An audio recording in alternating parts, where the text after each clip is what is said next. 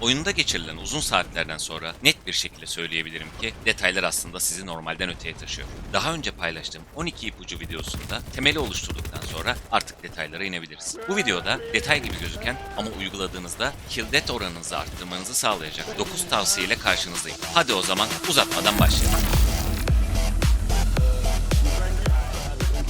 Bir konuyu başta açıklamam gerekiyor. Oyunda bir tuşa bastım ve büyülü bir şekilde bir anda KD'm 3 oldu gibi bir tuş maalesef yok. Buradaki tavsiyeleri oyuna işledikçe ve kendinizi buna alıştırdıkça artan bir etki olacaktır. Bir de yine maddelere geçerken son olarak şans faktöründen bahsetmemiz gerekiyor. Her oyunda her zaman bir şans faktörü vardır. Bu konuda yapabileceğiniz çok fazla bir şey yok. Hele ki BattleBit gibi 254 kişilik oyunlarda. Ancak şans faktörünün daha çok sizden yana olmasını sağlayabilirsiniz bu ufak detaylara dikkat ederek.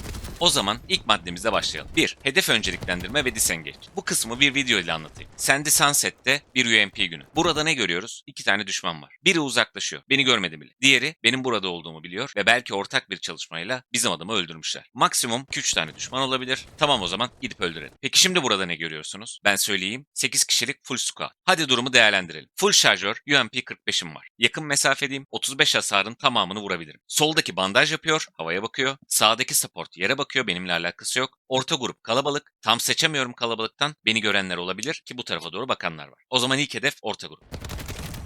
Support beni fark etti. Soldaki de fark edebilir. Açımı soldaki duvar diyeceğim artık. Onunla kapatmam lazım. Yeni hedef support. Tamam, bayağı hasar aldım. Şarjörüm bitti ama açımı kapattım. Kaçış için şansım var. Tabanca çekip biraz önce solda canını fullleyenin üstüne gitmektense geri dönmeliyim. Şarjörümü değiştirdim. Kanamam var ama şu an risk değil. Ona da üstten sürpriz yapabilirim. Bir tane daha varmış. Onun da arkasına geçebilirim. Ve kaçınılmaz son bir Sandy Sunset klasiği, uzaktaki bir sniper'a ölüyoruz. Ama 8 kişiyi 10-15 saniyede paketleyerek.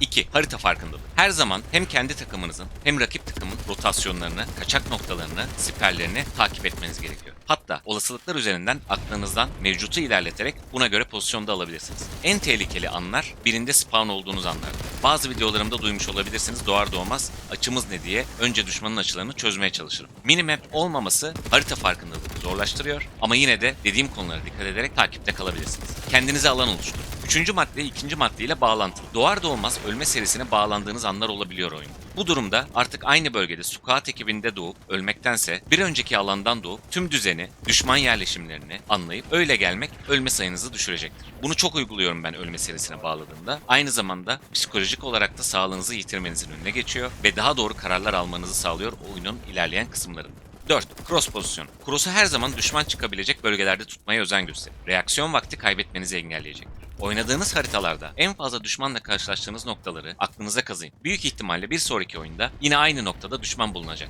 Bunun bir de çok konuşulmayan tam tersi versiyonu var. O da herkesin keseceği yerlerde durmamak. Bir kapı girişini kesecekseniz hemen tam karşısında ayakta durarak açıkta beklemeyin. Duvar arkasından eğilebilirsiniz. Farklı noktadan bakıp biraz ilerisini kesebilirsiniz. Yatarak veya çömelerek bekleyebilirsiniz. Farklı açılarla standartın dışına çıkmanız gerekiyor. 5. Takım arkadaşlarına asla güvenme. Belki de oyunların birlikte oynanması, takım arkadaşlığı vesaire her şeye ters düşecek bir şey söylüyor. Ama yanınızdaki kişinin skill level'ını bilmiyorsunuz. Ya da o sırada burnunu kaşıyıp kaşımadığını bilmiyorsunuz. Ya da 4 yaşındaki kuzeninin o gün ona gittiğini ve bilgisayara geçtiğini bilmiyorsunuz. Bu nedenle bir açıyı ya da bir yeri tutmaları konusunda onlara asla güvenmeyin. Durup kontrol edin, bir gözünüz orada olsun. Bu sebepten oyunda ben çok öldüm.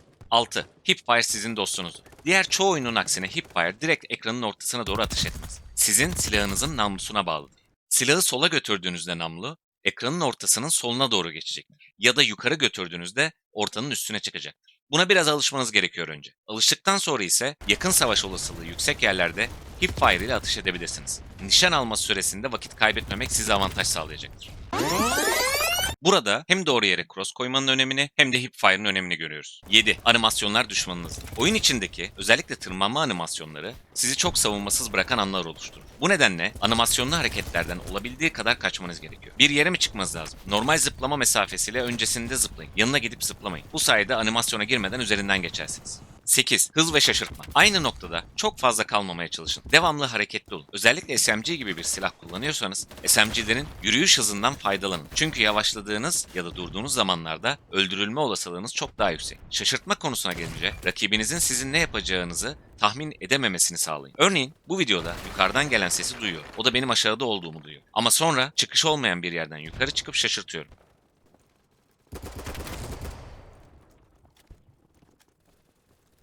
Sonrasında gelenle başta vuruşamıyoruz.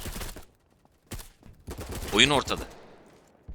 Ama duvarı yıkıp kolay bir iple çeviriyor. 9. Yanlış yere yatmayın. Çok basit bir şey söyleyeceğim. Duvar kenarlarında duvara dik bir şekilde yatmayın. Eğer yatmanız gerekiyorsa ya duvara paralel bir şekilde ya da duvarla aranıza mesafe koyarak yatın. Bacaklarınız duvardan çıktığı için o sahneyi siz de gözünüzün önüne getiriyorsunuz. Yeriniz direkt belli oluyor dışarıdan. Bir C4 ile bile kolayca öldürülebiliyor bu hatayı yapanlar. Aman dikkat.